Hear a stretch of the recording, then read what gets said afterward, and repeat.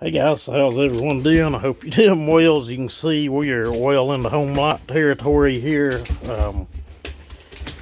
That saw ran really good. I thought it was a little lazy compared to the last one we had here, but that last one was a really low hour saw. We traded it to Simple Man for a bunch of other saws. It went to a good home. I think he gave it to one of his brothers as a Christmas present.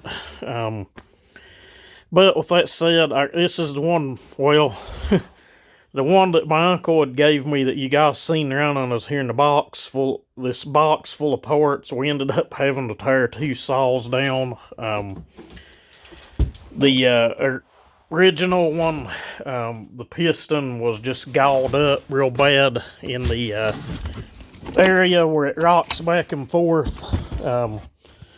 And I'll show you the cylinder in a little bit into the lowers. You can see it actually feels, well, crap. It actually feels a lot worse than it looks. Let's see, the exhaust side. There's some carbon scoring there. It pretty bad, galled up pretty bad. This side looks even worse. It was making 130 psi, surprisingly. And you guys seen the video. I cut with it, and it's set and idled good and tuned good. So, these old reed saws dump a ton of fuel anyway. So, I guess they can be pretty much about gone and still run. But tore the other saw down, and it's good to go. There's some blow-by on the piston and a ton of carbon buildup in it. Piston will clean up good. There's no marks or anything on it. Let's see. And the cylinder looks real nice other than all the carbon and the squish band, but she'll be a nice, good runner, I think. And, there's the clearance on the piston. The cylinder feels real nice. So we're good to go there. Sadly, this is one of those that has, I don't know, the thickest solder I have here is like 40-some thousandths. And I can double it up and it'll kind of touch. So, whatever. It's probably over 80,000 squish. So, she ain't never going to make no monstrous compression. So, I'm kind of up in the air what to do there. Wherever the exhaust timing falls at, we'll probably leave it there and try to gain RPM somewhere else. But who knows what we'll do here.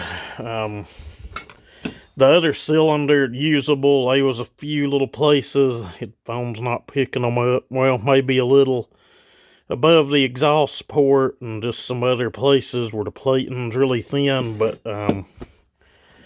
you can kind of see why the marks are in the piston. That's kind of a piss poor design there. Especially being the piston dwells back and forth there. But another project we've got, I tore down Simple Man's 2150 jonsereds in this box. If you guys remember, it had like no compression, but I did put some oil in the cylinder. It did make 96 pounds of compression, I think. And surprisingly enough, I was able to get it to run, but when I tore it down, cylinder was scored. And my shop's a wreck, I know, but it's really cold here. It's like 15 degrees. Cylinder was scored. It needs bearings and seals, and when I pulled it apart, that plastic clamp on the intake boot was just non-existent. The boot just kind of fell off, so that was probably the culprit for the saw letting go, truth be told. Let's see what else. We had some catastrophe here. And guys, I'll not be selling any of these kit saws after what happened. I just couldn't put one of these out there and it turned up and let go and someone wastes their hard-earned money. So they're just mine. I'll deal with them. I've got a lot of other OEM parts and saws here to sell eventually, but this one, I was tuning on it. It made some cuts. You guys seen me. You're cutting with it over on the property. I cut a pretty big pile of firewood up with it, which is really surprising. Then I got here, filed the chain, went out back, made a cut, and like, well, I'm going to fatten it up just a little bit to see if it likes it in the cut. And As soon as I revved the saw to go into the cut, she gave up the ghost. I like to never figured out what happened. Give you guys a look. That's when I took the muffler off, this is what I seen. But I'll show you the inside of the cylinder. Nothing wrong with it.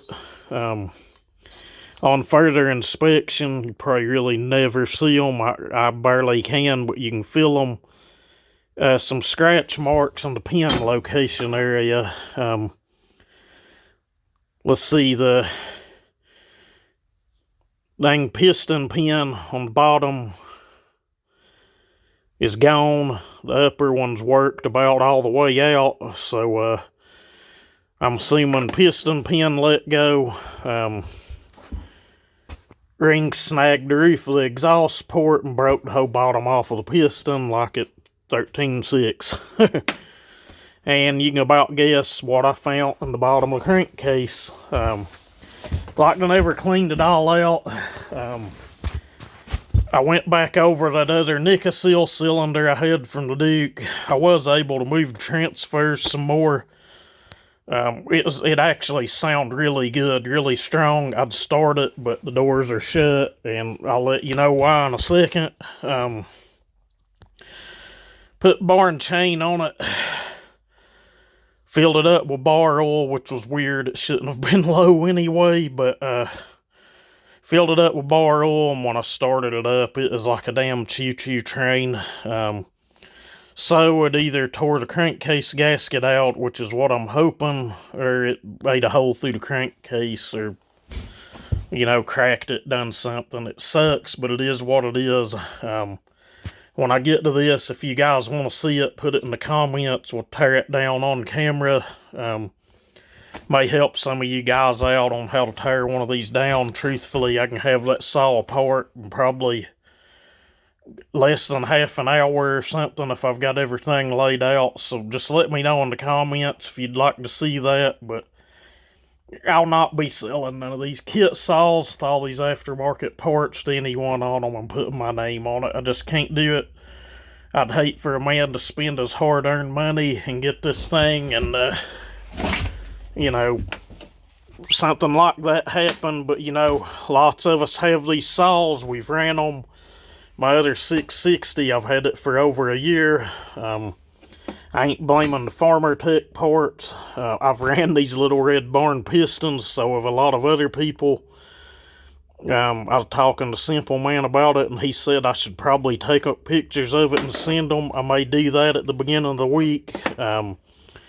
Honestly, if they'd just refund me for the piston, I'd be happy, but, you know, it kind of sucks that we're going to have to go back into that, and I'm not a fan of JB welding in crankcases, but I see a lot of guys doing it. But, you know, for what it is here, it'll just be something to play with or experiment on now. We'll probably do that. You know, it is what it is. But, you know, as always, you guys stay safe. You all try to stay warm, and everybody have a good one.